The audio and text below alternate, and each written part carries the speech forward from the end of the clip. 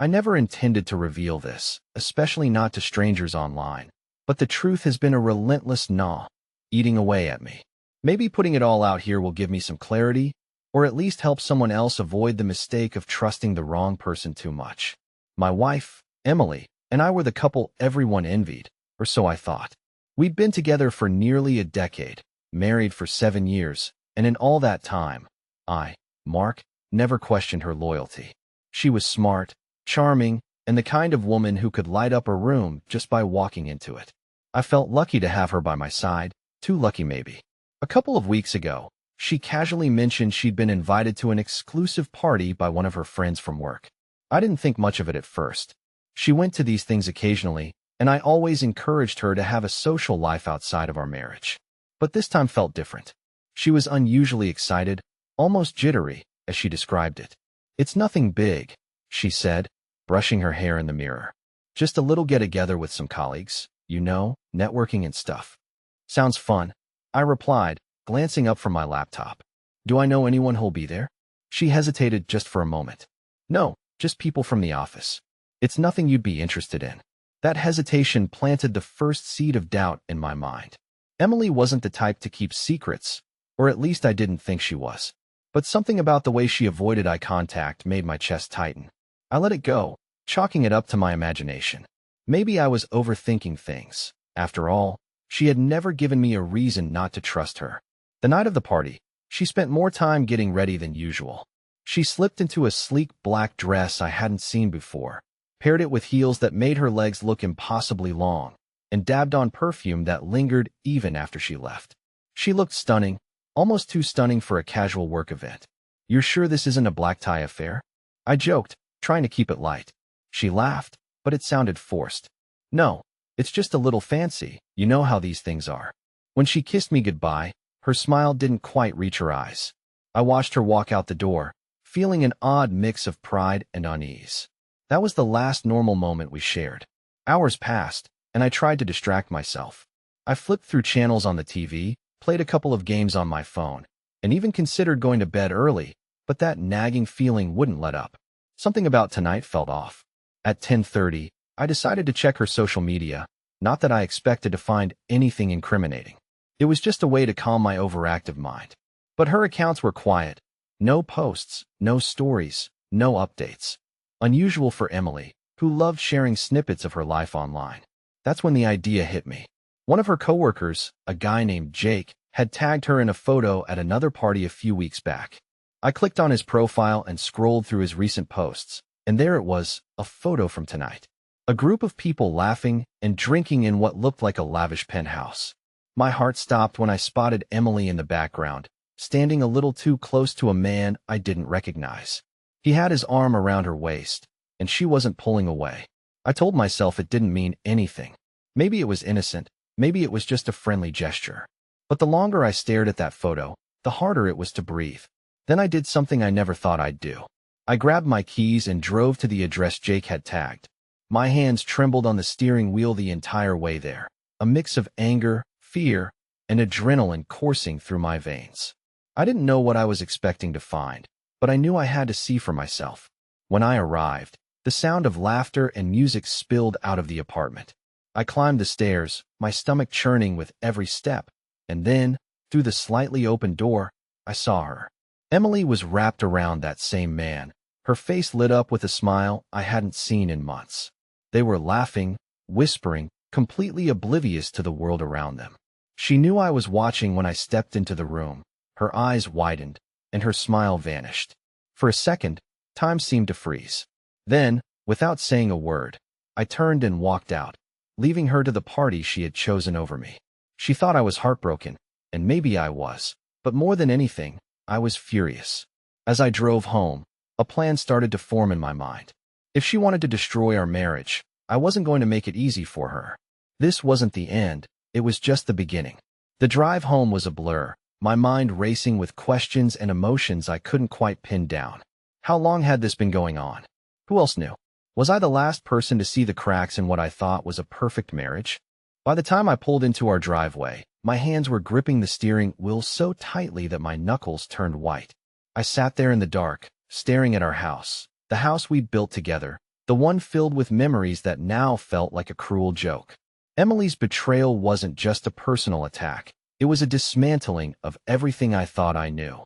And yet, a strange sense of calm started to wash over me. This wasn't going to break me. If anything, it gave me clarity. Inside, I poured myself a drink, sat down at the dining room table, and started taking notes. Revenge wasn't something I had ever entertained before, but tonight was different. I wasn't going to lash out or make a scene. I wanted her to feel the weight of her actions. Every lie she told, every deceitful glance, would come back to haunt her. Around midnight, Emily came home. I heard her heels clicking on the porch, followed by the sound of her key in the lock. She stepped inside, and for a moment, she didn't notice me sitting there. She was smiling, but it wasn't the carefree, happy smile I used to love. It was the kind of smile that masks guilt. "Oh, you're still up?" she said, her voice overly casual. "Didn't think you'd wait for me." I raised my glass to her. "Just wanted to make sure you got home safe." Her eyes flickered with something. Fear, maybe. She hesitated, then walked over and kissed me on the cheek. I didn't flinch, didn't give her any reason to think I knew. She didn't smell like her usual perfume anymore. It was mingled with something else, something musky and unfamiliar. "How was the party?" I asked, keeping my tone light. "Good," she said too quickly. "Just a bunch of boring work talk. You know how it is." I nodded, swirling the liquid in my glass. "Glad you had fun." She didn't stay to chat, didn't even ask about my evening. Instead, she disappeared upstairs, leaving me alone with my thoughts. That's when I realized just how deep her lies went. She wasn't even trying to cover her tracks anymore. She thought I was oblivious, a fool who'd never suspect a thing. I waited until I heard her shower running before I started putting my plan into motion. The first step was simple: gather evidence. If she wanted to live a double life, I was going to make sure I had every detail documented. I'd seen enough stories online to know that a paper trail was essential, especially if things escalated to divorce. Over the next few days, I played the role of the doting husband to perfection. I didn't confront her, didn't accuse her, didn't let on that anything had changed. Meanwhile, I quietly combed through her social media, her phone records, and even her bank statements. What I found only confirmed my suspicions. There were texts, innocuous on the surface, but with enough subtext to make my stomach churn. Messages like, "Last night was amazing. Can't wait to see you again." They weren't addressed to me, obviously.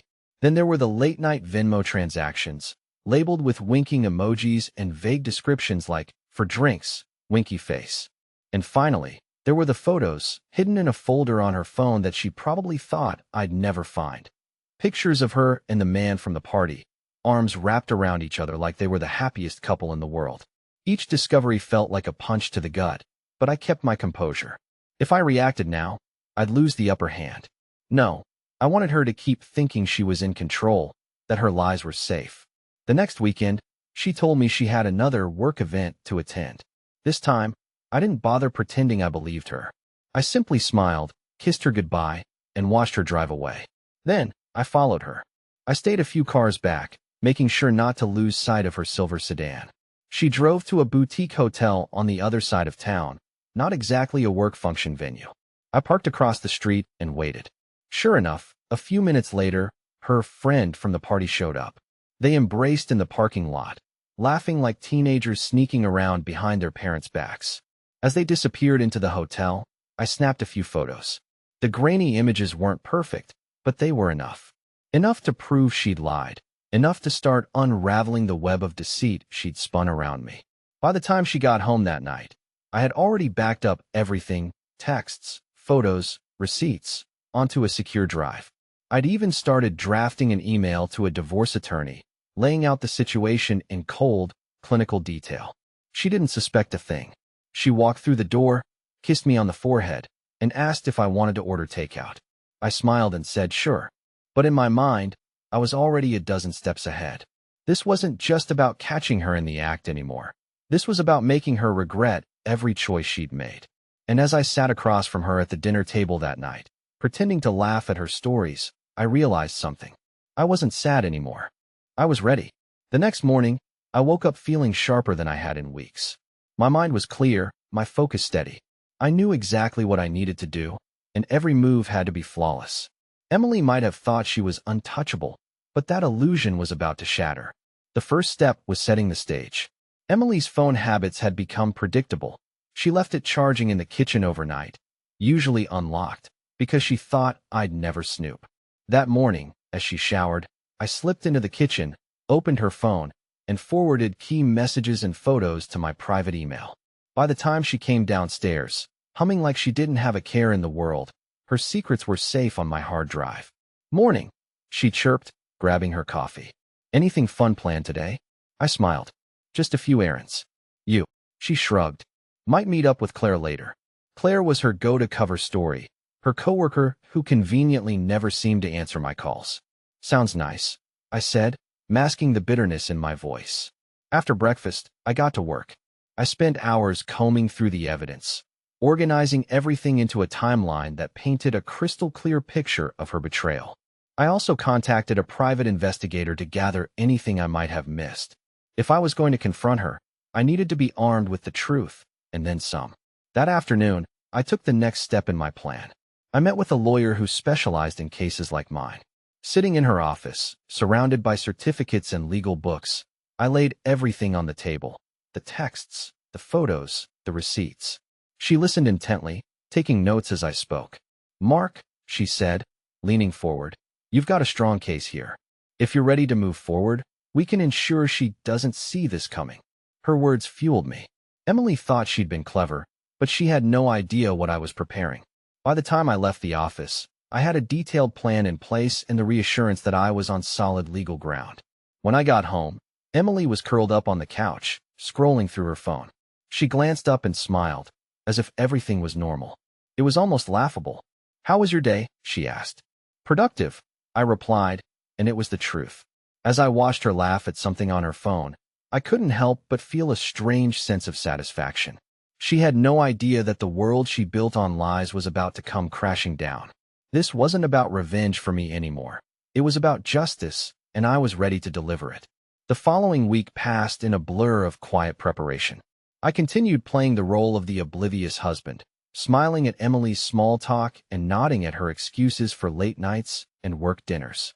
Inside, I was a storm brewing, gathering the pieces of her betrayal into an airtight case. The private investigator I hired didn't take long to deliver. Within 3 days, he handed me a folder thick with evidence: photos of Emily meeting her lover at hotels, videos of them together in intimate settings, and even recordings of their conversations. One particularly damning clip featured Emily laughing about how easy it was to keep me in the dark. I didn't even flinch as I watched it. I'd moved past heartbreak. Now, I was fueled by resolve. On Thursday evening, Emily dropped another excuse about a team-building dinner. This time, I didn't follow her. I already had everything I needed. Instead, I spent the evening meticulously planning the confrontation. I printed the evidence, texts, photos, receipts, everything, and organized it neatly into a presentation.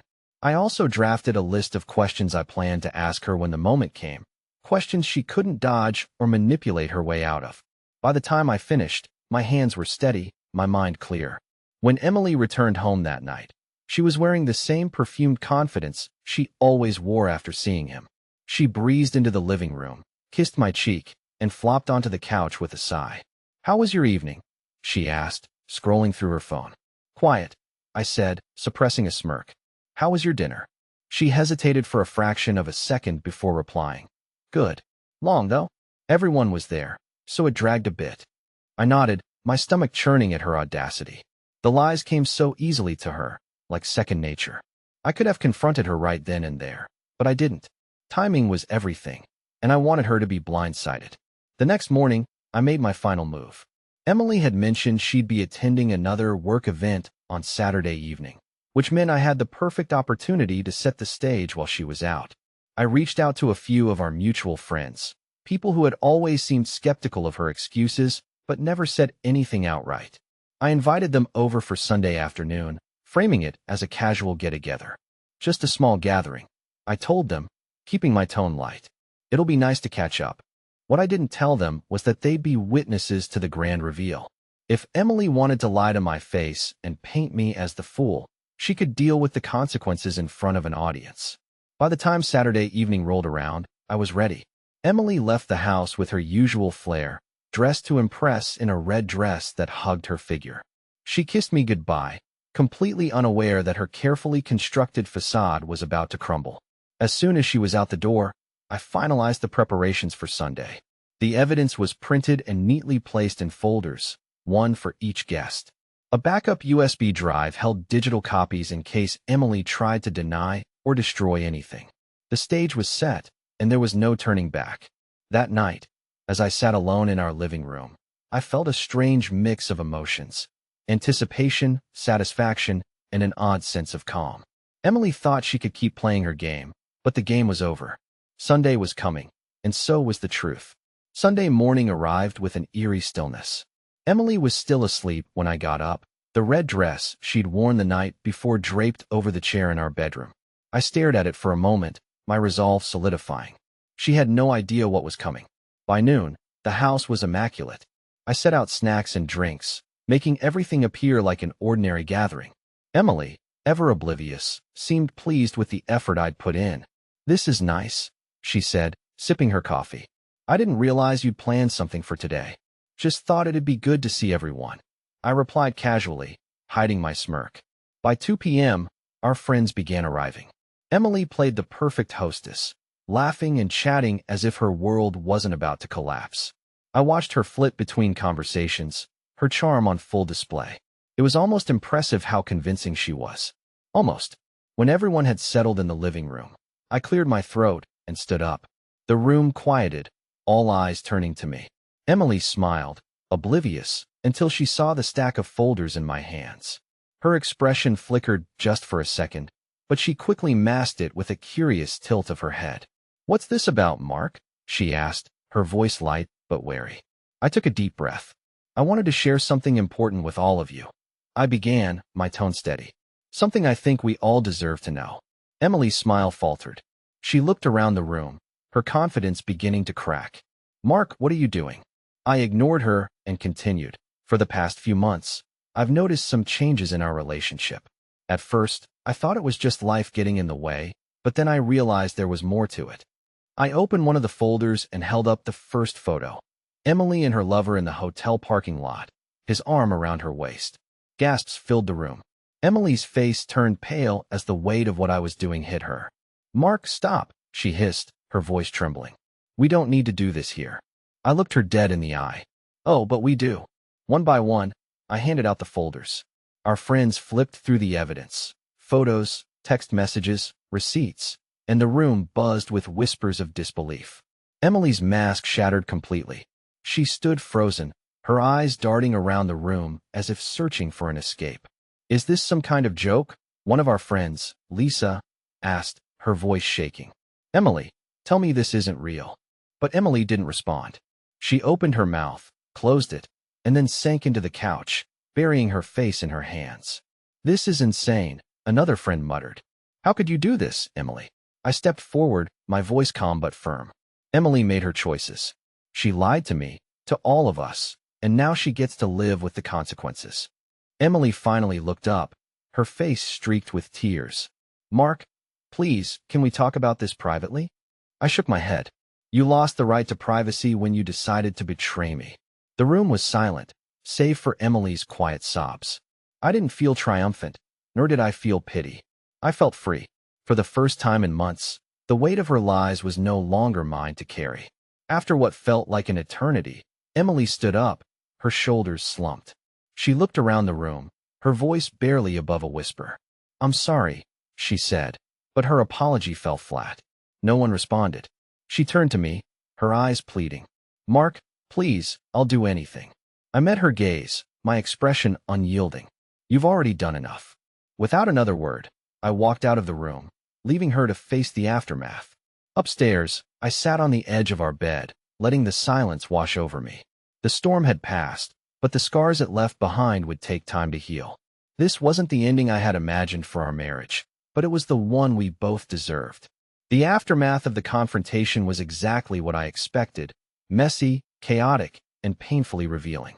After I left the room, the conversations downstairs grew louder, filled with anger, disbelief, and occasionally, muted attempts at comforting Emily. I didn't go back down. I had no more to say.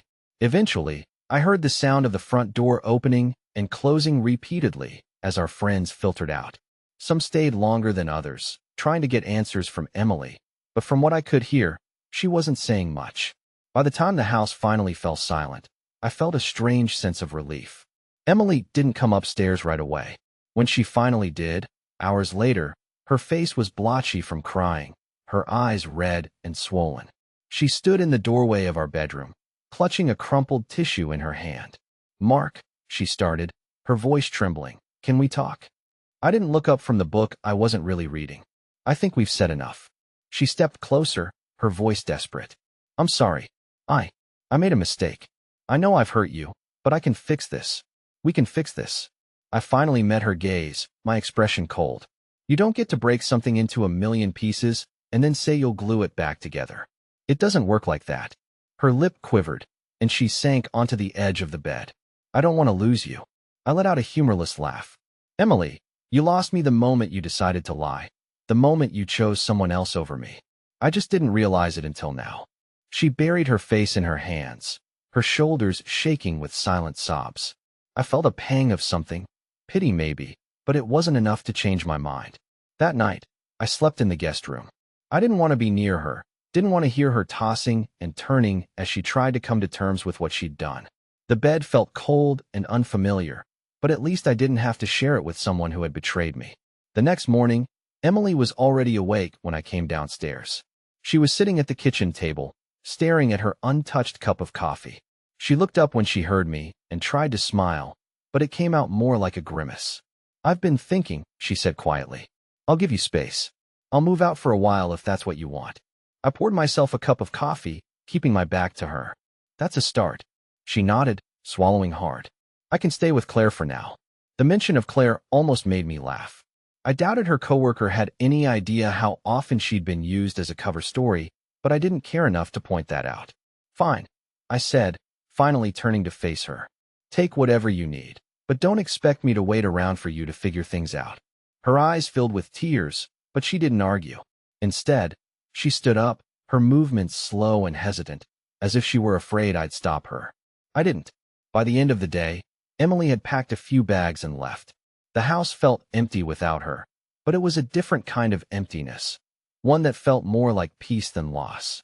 I spent the next few days sorting through the wreckage of our marriage. I went through photos, keepsakes, and mementos, deciding what to keep and what to toss. It was painful, but it also felt like shedding old skin, letting go of a life that no longer fit. Emily texted me a few times, apologizing and asking to talk, but I didn't respond. I wasn't ready to open that door again, and honestly, I wasn't sure I ever would be. For the first time in years, I felt like I was finally in control of my own life. I didn't know what the future held, but one thing was certain. I wasn't going to let her or anyone else define my happiness again. The days following Emily's departure were a strange mix of liberation and grief. On one hand, the house felt lighter without her presence, as if the air itself had been cleansed of the weight of her lies. On the other hand, I couldn't help but reflect on everything we built and how easily it had all crumbled. But there was no time to wallow. I was determined to move forward, and that meant tying up the loose ends of our shared life. The first step was legal. I reached out to my lawyer, who had been waiting for my signal to proceed. By the end of the week, the divorce papers were drawn up. Every clause was carefully crafted to ensure that Emily wouldn't walk away with more than she deserved, or less than she had earned. Emily's first response was predictably emotional. She called me the moment she received the papers, her voice shaky and pleading. "Mark, is this really necessary?" she asked. "Can't we just talk about this?"